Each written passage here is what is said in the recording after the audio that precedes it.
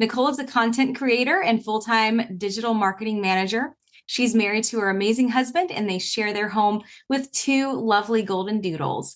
Her journey started when she began documenting the building of their home, which has since grown into an incredibly large community that Nicole is proud to be part of. Through this platform, Nicole has been able to meet some amazing people, collaborate with incredible brands, and give her passions, inspirations, and creativity a platform to be shared. Nicole's ultimate goal is to be a source of motivation and inspiration for her audience by providing them with the tools they need to create a life they love. Hi, Nicole. Happy So to be good here. to have you here. You're our very first guest on our very first episode of Tile Trends. And I'm so excited to be here. Awesome. We're so glad to have you. So, to kick things off, Nicole, can you tell us a little bit about the inspiration behind your personal design aesthetic? Yeah, absolutely. So, growing up, I looked up to my mom a lot because she designed our house and everything was always in order. And so when we got the opportunity to have our own house, we really were able to kind of just express ourselves.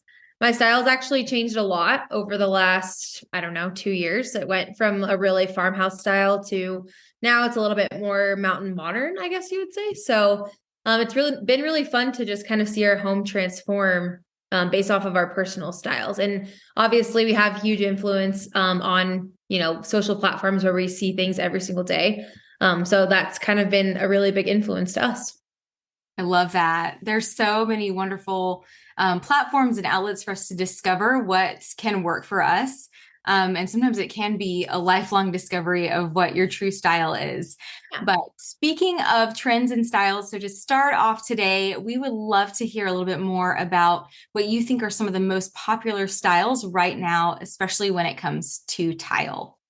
Yeah, there was a huge phase, I would say probably like last year, where everyone was sticking with neutrals, just safe colors. And I think things have expanded a lot more in the last, I don't know, 6 months into more bolder colors, and people are being a little bit more bold in their homes with their decor. We've taken a route of just adding some darker, bold colors, some greens and blues, and looking at those as more neutrals.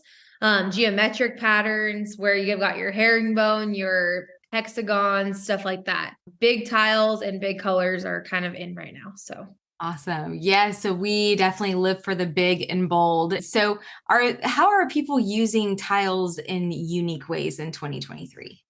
yeah, I think that what I've been seeing a lot is people using them for accent features in their home. So whether it be on walls, whether it be mostly, I know backsplash is kind of a traditional thing, but I even think using multiple tiles in bathrooms has been really in, and then really just mix matching textures. Like the amazing wood textures on tiles are really fun. The marble and just kind of mix matching all of those together just creates a really unique space in people's homes.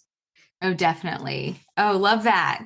So, what do you think people should keep in mind when selecting materials and colors for their tiles? You mentioned some of the wood look and marble. What do you think people need to be looking for when they're starting this journey of selecting what material and colors will work for them? Yeah, I think that it really depends on not only your taste, but kind of your lifestyle. Like there's some tiles that are more durable than others. So that's something that's super important when choosing, I think, colors that don't fade over time. If that's something that you're wanting longevity out of your tile, that's a super important touch as well. I love lighter colors usually, but I know that with grout, sometimes it gets really dirty. So if I had kids, that may not be the choice for me. But looking at just kind of your lifestyle, your personal style, and then also just durability and your and the cost, I think is the big thing to look at as well. Wonderful. And as we heard in your bio, you are the happy owner of two wonderful pups. And I am, yes. floors can get dirty. I know as well. We have a 200-pound English Mastiff. So having a more durable material is for sure something to look at, especially when it comes to kids and pets. Yeah, I think so. And I think also something to keep in mind is just the installation of it as well. Like having a reliable installer, whether it be yourself or somebody else, I think is key. Making sure things are level and making sure things are even. You can get more grout and, all the things. So I think that's another thing to really keep in mind as well.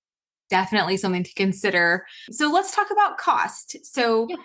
you do a lot of your own renovations in your home. That's kind of been your journey, is showcasing that.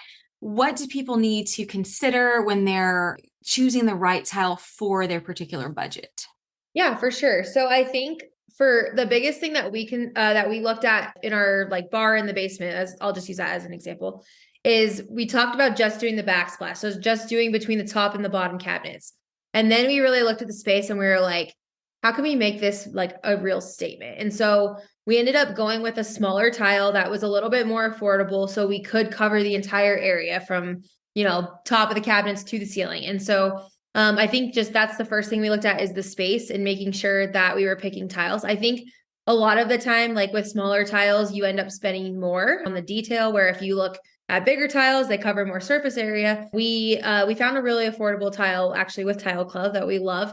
And we were able to really like line it. I did notice as well, something when we looked at cost was individual tiles versus like a mosaic piece. That was a big kind of like decision maker for us as well. We knew that it would take a little bit more skill to obviously lay our own individual tiles. And this was our first tile job ever. But now that we've done this, I will say, and I can attest to this because we did my dad's tile at his house as well, and he had mosaics. I love the individual much better. It's way easier to place, way easier to use spacers. So yeah, so that's something that we look at like for the cost, and then again with the material. So something that is durable, and just to be transparent, right? I picked out this tile. I was in love with it. It got to my house and my husband was like, I don't know about that. It's super shiny. It has sparkles in it. Like when that goes on the wall, that's going to look really girly. And I was like, just wait till it's up. Like, just please trust me on this. And we put it up and like the light barely hits it. You can't see any of the metallic. Like it's just amazing that, so yeah, so I know that's not necessarily directly related to cost, but we wanted to make sure that we got a good quality product for what we were paying. And to be honest, like with how big that bar kitchen is down there, it cost us about $700, which is actually really affordable. And that was something that was really important to us. And it turned out beautifully. We've definitely showcased that on our social media and really enjoyed collaborating with you and your husband on that project. Yeah, it was super fun. Yeah, so something I'll interject, since you were mentioning that once it arrived, there was a little bit of skepticism on, is this going to fit? Is it going to be a little too glam? Like, we definitely recommend, making sure that you get a few samples too before. I'm so glad that it worked out for you. Yes, I know. And I honestly wish I would have gotten samples before. I think I like knew exactly what I was looking for. And I will say, like, there was a little bit of hesitation at first when I got it too. So next time I'll definitely order samples, but I'm so glad it worked out. And even us putting it on the wall, like we had some installation, I wouldn't say hiccups, but we did. And it was a learning thing for us. And it was super fun just to like trust in ourselves in that project, because yeah, I think that was crucial in the whole like design. Now we go down there and we're so proud of it because we did it ourselves. Love it. Unexpected surprises. And we really also loved, I know we're going a little bit off topic here, but just you had, gorgeous floating shelves. I mean, it wasn't, necessarily a simple install. I mean, you guys pulled it off beautifully, but you were definitely going for, maybe something that you had, seen on Pinterest or seen other creators use, and it was just so beautiful. So can you walk us a little bit through kind of the journey of choosing the design and kind of how it all came together, and like even what were some of the hangups that came your way? Yeah. So one of the biggest designers that I look up to is Shay McGee. Like I love all of her designs. And she uses a lot of like the uneven tiles, like the very like the tiles almost look homemade. Like that's just kind of like they're very imperfect. They have imperfections to them. They're different sizes, different shapes. Like I love that look. And that's kind of the look I was going for. And when I was looking at other tile options, the ones that I found were just outrageously expensive. And for that space, I told my husband, I can't justify spending this much money in this space down here that we're not living in every day when I'm not even going to spend that on my own kitchen. Right. So that was like the biggest deciding factor for us. And yeah, I think like overall, it was really cool to like learn, right? So we had our shelves installed before we even had the tile, just so we knew kind of where the markings were. Took those shelves off the wall, marked, and we invested in a tile saw, which is well worth it, by the way.